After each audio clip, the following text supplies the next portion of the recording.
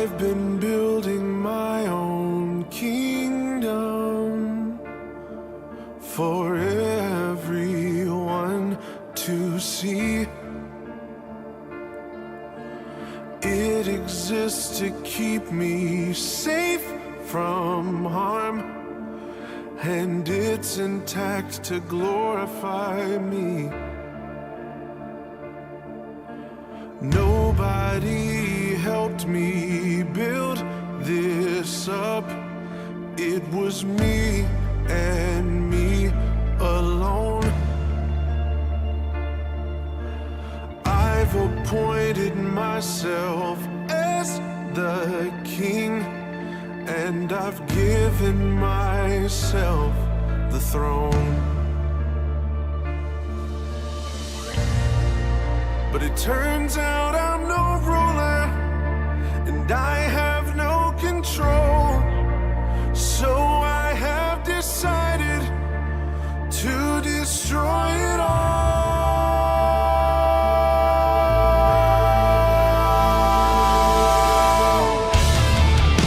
I'm tearing down the walls, kicking down the doors. Everything inside this kingdom is yours. 'Cause what I've made is worthless, and it cannot stand. Come and breathe some life into my empty, cold, dead hands. Down with the fickle king, away with this fantasy. You are the one I need. Death to the kingdom of me. Death to the kingdom of me.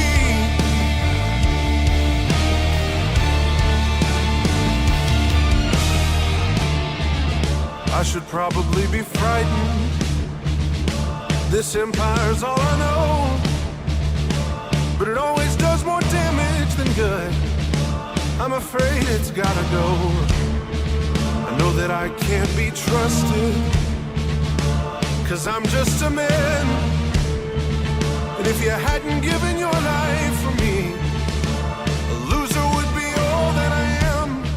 You know they say just follow your heart. I'm afraid that's a load of trash. Your heart will take you down to deep, dark places where you feel like you'll never come back. So I'm coming out of the dark. This facade is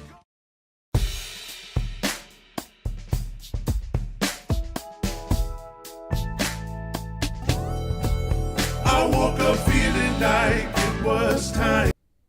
What's going on, everybody? Welcome to the, hard to believe, 150th episode of the Two Tone Talk podcast, Friday edition. Got a special guest with us today, and I am honored that he has taken time out of his busy schedule and busy life to be with us today. Turron Davenport is here to talk about the Tennessee Titans, any of our questions we may have as fans as we get into this offseason. Turron, I appreciate you joining us today. Yeah, no problem, man. Appreciate you having me on. Absolutely. Like we were talking about right before, we were talking about right before we went live. Turron's got the combine coming up, so very busy time for him is on the horizon. So we're going to hit some of these questions here. Already been a pretty eventful offseason for the Titans just in the first month. I think the firing of Ran Carthon was something that surprised a lot of fans.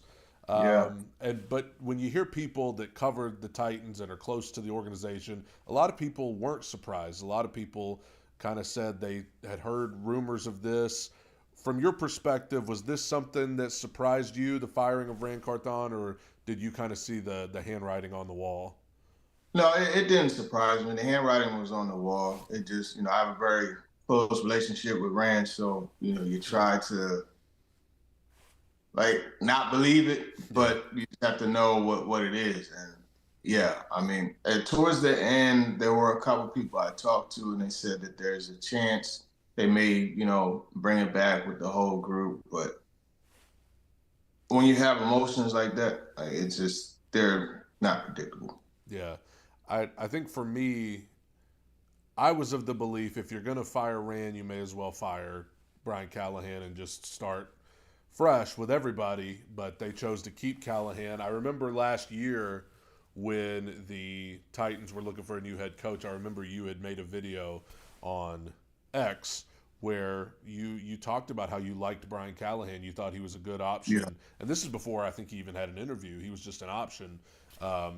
Do you still, because obviously the Titans still see something there to keep him in spite of firing Rand Carthon, do you still see something there with Brian Callahan, even though year one was kind of a disaster? Do you still think that can be salvaged with him? Yeah, well, first of all, I thought that, it was either you throw the whole thing out or you bring the whole thing back. Yeah. And when I say whole thing, that involves Chad Brinker also. Mm-hmm. So I don't think, if you're going to fire one, you fire all three of them. Yeah. I'm glad Callahan didn't get fired.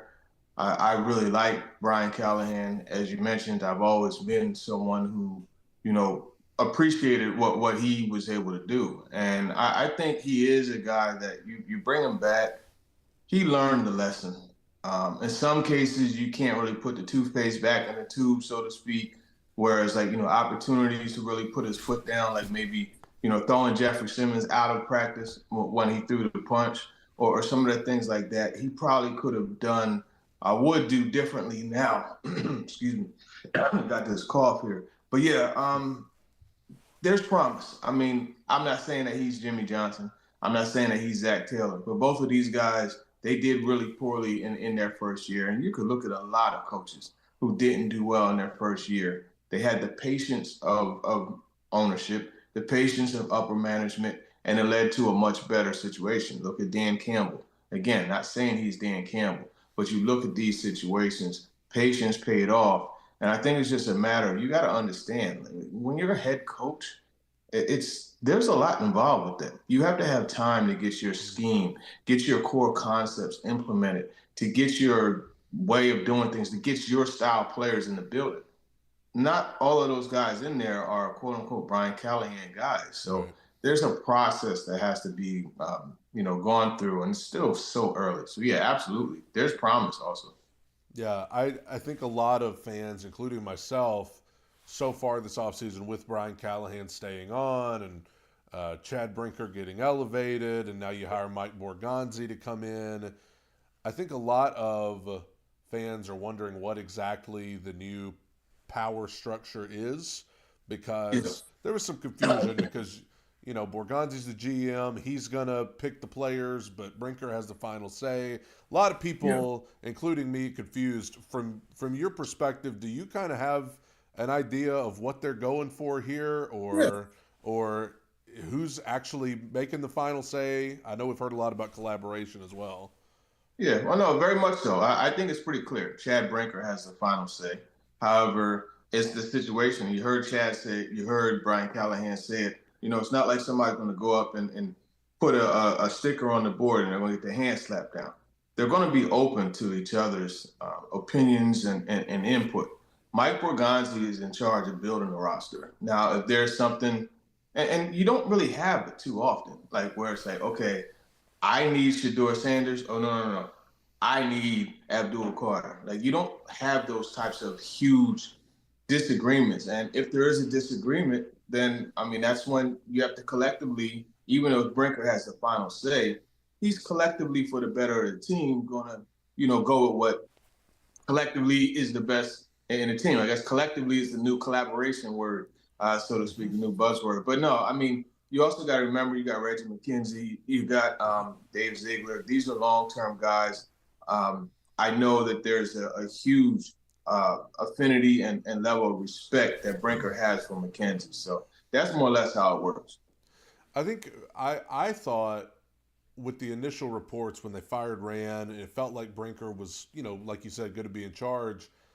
A lot of people were expecting the GM hire to be kind of somebody that was just going to be kind of a Robin to Brinker's Batman. But Mike Borgonzi's a good hire. No. That was a guy that a lot of teams were like, this is the top candidate. So that hire, I think, sends a message that we're not just hiring somebody to just be here. We're hiring somebody that's going to have an input. That's a message I took from it. Yeah, it absolutely sends a message. And I think, in the end, I just wonder how much ownership and Burgundy Hill, I wonder how much they had to do it. Because I know Chad was very much on the John Eric Sullivan path. Mm-hmm. But I wonder if in the end he looked at the full picture and said, hey, you know what? That's a move that will be a little more like along the lines of that, Batman and Robin. Yeah. We're just going to bring in Captain America. You know what I mean? Like that type of, but Borgonzi is, and I've talked to him a couple times one-on-one. I think he's going to be really good. If I'm a Titans fan, I'm very confident. As a reporter, I think it's just a matter of time till I'll be working in January. All right. I like what I'm hearing. I like what I'm hearing. Turron, I'm not trying to start drama here. I don't know. A lot of people said I read too much into this. And so if I did, you could tell me. I thought it was weird that at Mike Borgonzi's introductory press conference that Miss Amy was not anywhere to be found. And a lot of people were like, well, she don't have to be there, whatever. But she's always been there. When Vrabel came in, when Rand came in, she's always been front and center in the picture. Yeah. She was nowhere. And I was like, unless she's got the flu or COVID or something, which I think they would have said.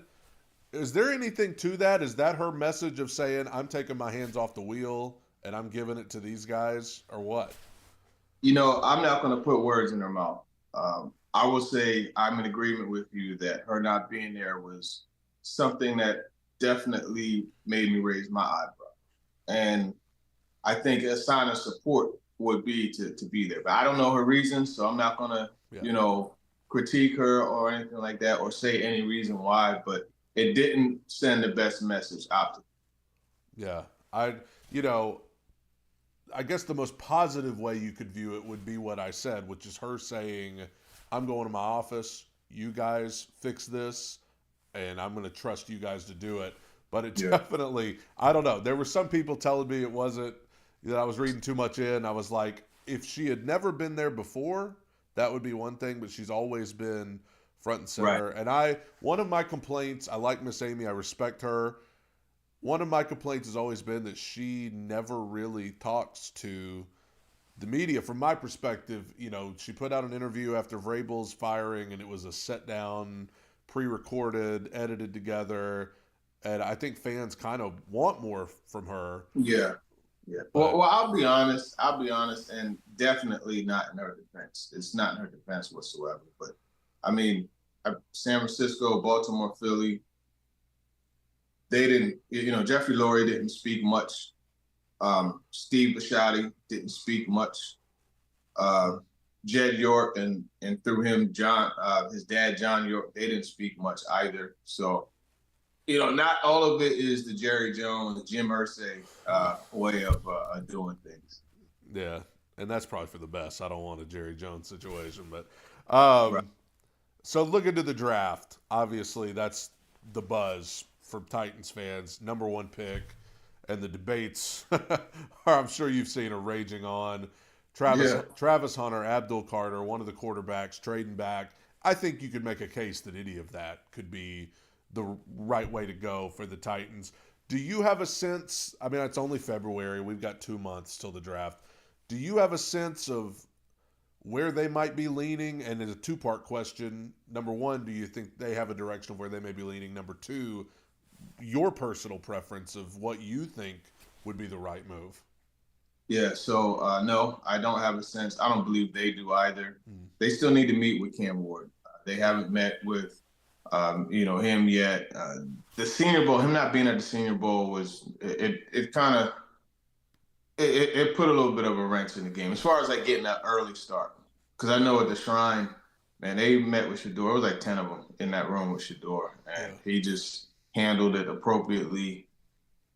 They came out of the room like really liking him. So, make of that what you want. But I think you look at this, there's so many directions. The trade back one is a good option. But again, you can only trade back for so far, right? You can't trade out of the range to get the four top players in the class, right? And that's the two quarterbacks, Travis Hunter, Abdul Carter. So, I mean, to me, if you trade back, the Giants is probably the latest. I doubt the Patriots. Mike Vrabel's not doing a deal. He's not going to greenlight a deal with the Titans. So forget about that. So that's the way I look at it. And I think if it were me, trading back to 3 and getting Abdul Carter, that would be ideal. But I just don't know what the Browns are going to do. So I mean, just working on definite. Look, I would take Shador. I think you have to do some things to address the pass rush. You have to add some weapons. Like you have to, be aggressive a bit in free agency and, even with the other draft picks also. So yeah, I mean, Shador to me is the best fit. I think, he's someone that could handle the whole pressure concept and help turn the franchise around. Well, I'm glad you said that because that segued into my next question. You've been pretty supportive of Shador. I think, a lot of fans from what I've seen, they're all about Cam Ward, and then when it comes to Shador, there's some questions. But you've been pretty vocal that you like Shador and you like him in Tennessee. Kind of the general consensus from where I am is that Cam has a major upside, tremendous athlete, kind of has that Josh Allen, can make the crazy throws, under pressure. But Shador, in many people's minds, a better fit in Callahan's offense. I mean, do you think it's clear cut that they need to go Shador over Cam if they take a quarterback? Or, I mean, do you see how Cam could kind of fit in as well? No, I absolutely think Cam could fit in as well. Cam could play in structure. Cam could, stay on schedule, so to speak. He has all that. I think you just get a lot of upside as far as the ability to freelance and make things happen. The only thing with Cam that I think you would have to do is get him in a mode to, okay, let's give the structure a little bit more time to work out. Whereas you see a lot of times, he's like 1, 2, all right, I gotta get out of Dodge. Yeah. He gets out of Dodge and then he makes a play. And you absolutely want to have that. I mean, you got guys, look, Abdul Carter's gonna run like in the 4.4s. Like you need guys that could get out of that situation. Here's the thing, Shador can too. Yeah. He just doesn't always use it. My big thing with Shador is it's kind of like the opposite of Cam, whereas like he gives the structure too much time to work. You know what I mean? He tries to stay on schedule with his reads. You look at his helmet, you see it going, and then, he'll try to give it a little more of an opportunity to get open rather than take off. He moves within the pocket really well. I think the accuracy is there. I like both of the quarterbacks. That's the whole thing. And it's funny how you're not supposed to like both of them, but you can like both prospects. Yeah. I just think the stuff that Shador takes, a lot of it is just because, and it's just like, I don't know why people hate Deion Sanders so much, but they hate Deion, and that hate seeps through. The hate for him seeps through to his son. And you got people saying, "Oh, he's not going to be a good quarterback." Okay, well, tell me why. Oh, well, his dad. What's his dad have to do with what he's doing on the football field? Yeah, you know what I mean. And it's just interesting how any other time when you read a scouting report, the bloodlines are mentioned. Oh, his third cousin's sister's boyfriend was my dog agrees with you. For the Minnesota Vikings. Yeah, he's the direct descendant of a Hall of Fame player, one of the best to ever play football, one of the best athletes to grace this planet. Yeah, it's nothing but an advantage to me. Well, I find it funny that a lot of the same people, and as you can hear, my dog agrees with you.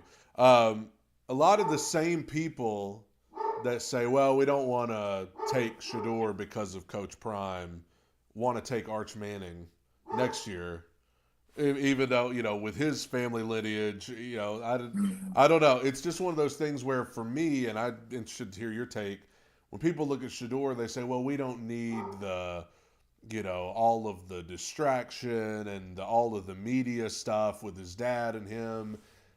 I say, why not? Like, what about, for me as a fan, this team really doesn't have a lot of personality right now. Not a lot of culture, not a lot of character. Nobody really cares. It's boring. There's no, Jeff Simmons is probably got to be the biggest star on the team. He's a defensive tackle.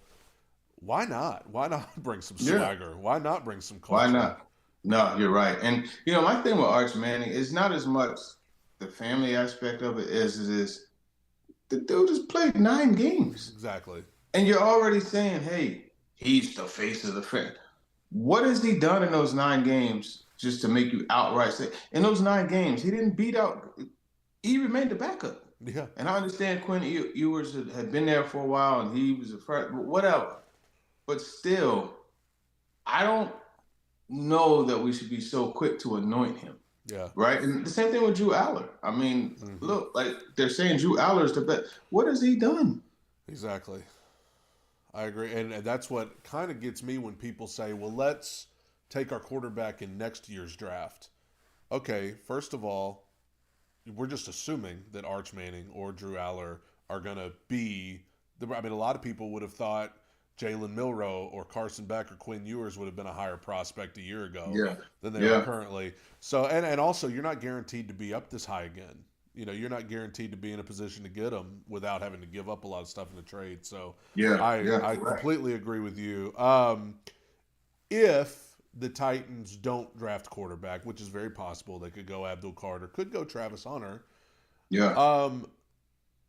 What are you thinking? Is the Will Levis thing over? I mean, is it, from your vantage point, do you think he's just on life support with the Titans, or do you think he's still got a shot to realistically? Because you hear Borgonzi say, we're going to give him a shot, you know, and a lot of fans roll their eyes. What do you think about Levis? Yeah. I mean, apparently he's going to get a shot to compete. I mean, he has 2 more years on his deal this year and next year. So, and it's not an expensive one. So why not keep him around? Now, of course, if Liam Nelson, or excuse me, Liam, what's the coach there in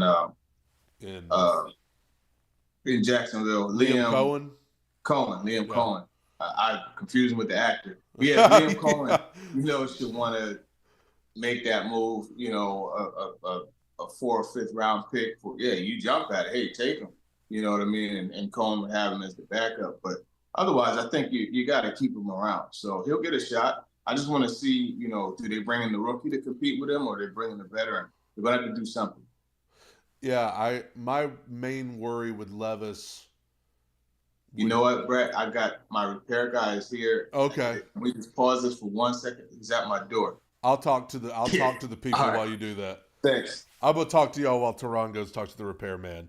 What I'm getting ready to ask him is about if Brian Callahan would be willing to put his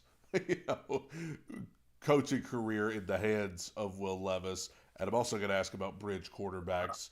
But going off of what we talked about with Cam and Shador, I totally agree with Turron that, I don't think that Shador is getting the credit he deserves from people, because people are letting the coach prime element of it distract them. I think people are letting the, oh, well, he's going to come in here with his dad and they're going to blah, blah, blah, blah, blah. And I just think you can't let stuff like that get in the way of someone's talent.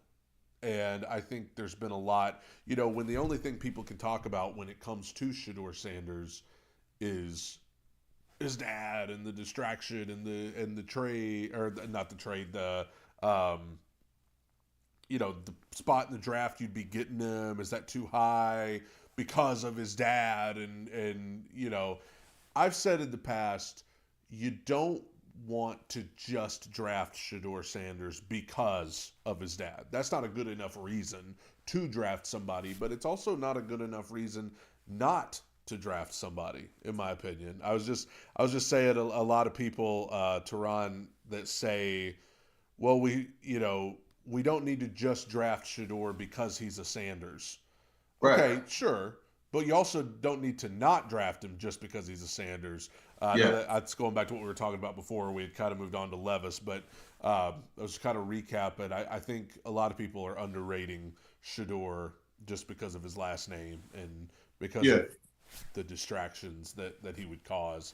But we're talking about Levis. What I was saying about him, what would worry me the most about him would be I would be worried for Brian Callahan because is Brian Callahan really going to want to put his coaching career in the hands of this guy who tried to underhand the ball and shovel pass and pick six, got benched, all of this stuff? Is he going to want to put his hand because I didn't get the vibe that Callahan was very like, yeah, let's go with Will again. from what I've heard from him. What do you think about that? Yeah, I mean, obviously he'll want a quarterback that's a better decision maker and is not as careless with the football. So that's been a big problem throughout the year. You know, as you know, that he led the league in turnovers.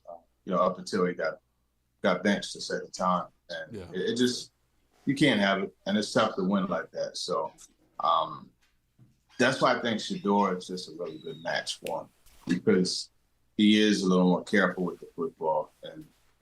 It's just the qualities that he brings. Yeah. My kind of last question for you, and then we'll head on. In terms of bridge quarterbacks, you hear that term a lot. Guy that you can bring in, whether it's to compete with Levis or, I mean, I still think it's possible, even if you draft Ward or Sanders, you could still bring in a bridge quarterback to give them time to learn, especially Borgonzi and Brinker seem to come from that line of thinking that that's the way to go. Sam Darnold's name's been thrown out there. I think that's too expensive personally. Aaron Rodgers' name's been thrown out. Kirk Cousins, Derek Carr, Russell Wilson. Is there anybody from that string of guys, Justin Fields, is there anybody in that string of guys that really stands out to you that could come in and maybe even win some games for the Titans? Well, I think all of those guys could come in and win games, but the one that you bring in is really going to determine the degree of bridge that you go with, right? So, excuse me, you look at the Alex Smith situation in Kansas City. 27 years old. They went and got him from the 49ers. They worked 3 years with him. They won some games, AFC West division. Then they realized because it's a cap. So they said, we need someone a little more dynamic. We got to go get somebody. They traded up to get Patrick Mahomes. Alex Smith, after 4 years, was there, and they moved on, and it's worked well. I think you look at Sam Darnold, he's that similar type of player. As you mentioned, it's very expensive. I'm not huge on him as a player, but, I mean, if you look at the situation, I could see a very similar situation from that perspective. So Darnold, that's like a 3-4 year, 3-4 year fix. But then if you go like, Derek Carr, that's kind of the route you would go. Like if you draft a Shador, if you draft a Cam Ward, a 1 or 2 year, then he comes in and he takes over. You think Aaron Rodgers would be a good 1 year rental? Or do you think that ship is kind of just about sailed? If I'm Brian Callahan, I don't want that. I don't want a guy who is kind of like a coach of his own because it's a catch-22, right? If things go well, okay, well that's because of Aaron Rodgers. If things don't go well, Brian Callahan couldn't make it work with Aaron Rodgers. Yeah. Either way, he doesn't win. Yeah, it's a good way to put it. It'll be interesting. A lot of questions to be answered over these next couple of months. Free agency next month. The draft in April. Turron, I appreciate you so much for coming and hanging out with us on the Two Tone Talk podcast. For everybody else, I'll be back Monday with the regular episode. And Turron, I appreciate you so much for coming on today. Yeah, no problem, man. Appreciate it.